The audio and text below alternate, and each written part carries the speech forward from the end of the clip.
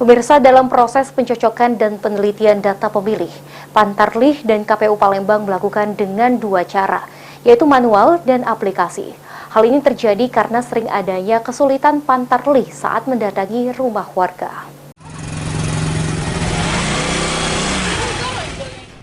Proses pencocokan dan penelitian data pemilih saat ini terus dilakukan oleh Pantarlih dan Kabupaten Palembang.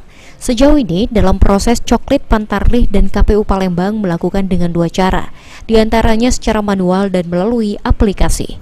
Munawaroh, salah satu komisioner KPU Palembang, mengungkapkan, dua cara tersebut dilakukan jika menghadapi warga yang sulit untuk ditemui, sehingga pihaknya harus tetap melakukan proses coklit dan dicoklit, dan ini menjadi tantangan di beberapa tempat saja, karena seperti misalnya di tempat-tempat yang tidak bisa bertemu dengan orangnya langsung walaupun di hari libur.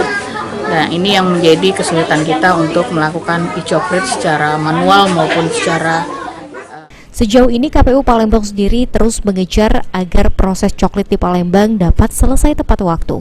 Sampai kini, jumlah warga Palembang yang telah dilakukan coklit sebanyak 1,1 juta orang. Firman Hidayat, PAL TV.